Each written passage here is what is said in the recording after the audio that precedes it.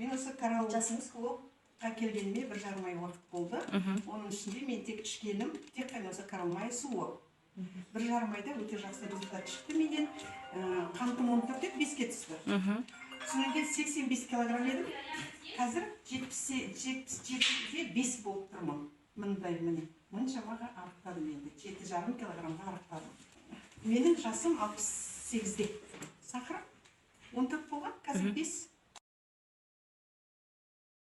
Ділдіхан, мәшаллах, тіл көзден сақтасын.